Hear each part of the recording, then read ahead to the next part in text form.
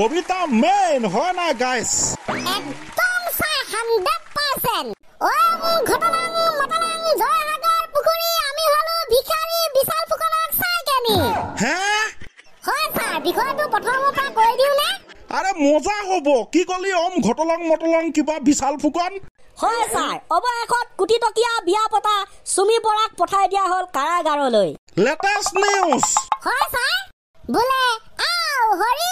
আও ৰাম বিশাল ফুকন নহয় মোৰ নাম ওই যা যা যা মাজনী জেললে জেলৰ ভাত খাবলে সময় হলই টকাৰে লোভতে পৰিলি এতিয়া বেয়াকে ফচিলি কোটি টকাৰে পাতিলি ধুমে ধামে বিয়াখনৈ বিশালে দিছিলে দামী গিফ্ট তুমিও নকলা নলও মই সেইকাৰণে গোটেই সোপা আজি ফচি মৰিছে গানৰ কনসেপ্ট কিন্তু ফাটাফাটি আৰু আছে নহয় ছাৰ হয় নেকি হয় ছাৰ অথনি টুকুৰা হেই মজা ঘটনাং পটলাং জয়সাগৰ পুখুৰী আমি হলো ভিখাৰী বিশাল ফুকনক চাই কেনি লোকে মাৰে খ কোটি কোটি টকা আমাৰ পিছে হাগিবলৈ যোৱা লেটিনটো ভগা দুবাৰ নামৰ চহৰত তেওঁ আছিল ফুৰি আমি চাই আছিলো ইনষ্টাগ্ৰাম খুলি তেওঁ আছিল প্ৰেৰণা কোটি টকাৰ দাদা গম পোৱা নাছিলো কৰে পিছে 2 নম্বৰ ধান্দা এচাত কিন্তু বৰ হেভি লাগিছে মজা দেখোন কেনে ছাৰ মজা নে মোৰ পিছে আৰু এবাৰ শুনিবলৈহে মন আছিলে ঘটলং পটলং কবিতাটো নো প্ৰবলেম ছাৰ ঘটনাং মতলাং জয়সাগৰ পুখুৰী আমি হলো ভিখাৰী বিশাল ফুকনক চাই কেনি লোকে মাৰে খ কোটি কোটি টকা আমাৰ পিছে হাগিবলৈ যোৱা লেটিনটো ভঙা দুবাৰ নামৰ চহৰত তেওঁ আছিল ফুৰি আমি চাই আছিলো ইনষ্টাগ্ৰাম খুলি তেওঁ আছিল প্ৰেৰণা কোটি টকাৰ দাদা গম পোৱা নাছিলো কৰে পিছে 2 নম্বৰ ধান্দা হেভি গাইজ কমেণ্ট এটা কৰি দিব কেনেকুৱা হৈছে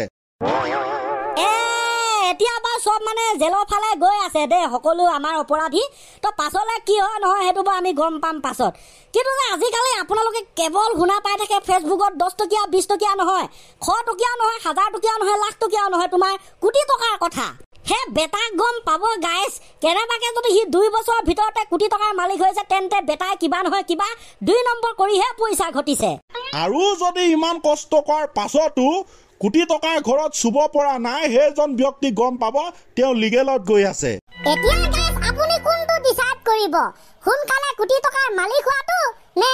লাহে লাহে ধীৰে ধীৰে ধনী হোৱাটো পাৰ্থক্য কিন্তু নথকা নহয় সোনকালে ধনী হ'ব বিচাৰিলে বিশাল সুমিৰ নিচিনা হ'ব আৰু লাহে লাহে ধনী হ'ব বিচাৰিলে সেইটো কাৰ নিচিনা হ'ব নিজে অনুমান কৰি লওক ছাৰ এবাৰ আপুনি দুটামান মহৎ লোকৰ বাণী কওকচোন সত্য সদায় জয় যি মূলা বাঢ়ে দুপাততে চিন অহিংসাই পৰম ধৰ্ম আৰু এটা আছে ছাৰ থকাটোতো বহুত আছে কি এটা এইটো মানে অলপ ইউনিক টাইপৰ পপুলাৰ মহৎ লোকৰ বাণী কেনেকুৱা বা আকৌ কোনটো কথা কৈছ গোটেই মহৎ লোকৰ বাণী সোপা দেখোন পপুলাৰে নতুনকে ওলাইছে ছাৰ এইটো নতুনকে ওলাইছে হয় ছাৰ আৰু এই মহৎ লোকৰ বাণীটো হৈছে মই লুকাই থকা নাছিলো মই পলাইহে আছিলো অলপ কৈছিল তোমাৰ সুমি বৰাই আকৌ ক'বা মহৎ মানুহ হ'ল হে মহৎ লোকৰ বাণীটোক যে তহঁতি গোটেই মানে কি বুলি কয় এইটো অপমান কৰা নিচিনা কৰিলি অকণমান ছাৰ পৰিৱেশটো বুজক এতিয়া আপুনি ভূপেন দাৰ কথাটোকে লক্ষ্য কৰিব ভূপেন দাৰ মৃত্যুত গোটেই অসম যেনেকৈ তুলপা লাগিছিল ভাৰত তুলপা লাগিছিল যে ভূপেন দাৰো নাই ঠিক তেনেকৈ তাতকৈ কিজানি বেছি অসমত আজি সুমি বৰা পাৰ্থক্য মাত্ৰ ছাৰ এটা ভূপেন দা নাইবা মহাত্মা গান্ধী ছাৰ সেইসকল ভালত মহৎ আৰু আজি আমাৰ এখেত বেয়াত মহৎ That means সেইসকল ব্যক্তি সুকৰ্ম কৰি মহৎ হৈছিল আৰু এখেত কুকৰ্ম কৰি মহৎ বাণীটো বাণী মুখৰ পৰা গৈ দিলে ভাইৰেল হ'ল পপুলাৰ হ'ল আজি আজি কোনে গম নেপায় মই লুকাই থকা নাছিলো মই পলাই থকা নাছিলো মই অলপ লুকাইহে আছিলো যুক্তি দি তহঁতে গোটেই সোপা ইফাল সিফাল কৰি পেলাবি নিচিনাই লাগিছে এতিয়া বা কি কৰো উপায়ো নাই মুঠতে চা আজি ক্লাছটো বিশাল ফুকন চুমি পৰাকে হুঁৱৰি খতম হৈছে বুলি আপুনি ক'ব পাৰে কপাল কপাল কপাল এয়া ভাগ্য কপালৰ লিখন কপাল নহয় যেন বৰ্তমান এয়া ডাঙৰ চপাল ঠিক আছে তেনেতে গাইছ আৰম্ভণি গীতটোকে আমি আজি ক্লজিং মাৰি দিং সদায় নিচিনাকে আঁতৰি আঁতৰি থাকিলে কবিতা আমুক গানটো কিবা চা শুনি কিনে মোক বিৰাট মজা লাগে মোৰো ভাল লাগে দেই বেয়াটো লাগিব এইটো মানে লগা গানেই নহয় জুবিন গাৰ্গৰ গান কোনেনো শুনি বেয়া পায় তাতে এইটো দিয়ক তেনে ছাৰ ৰেডি ৰেডি 1 2 3 গ হাজু না হাজু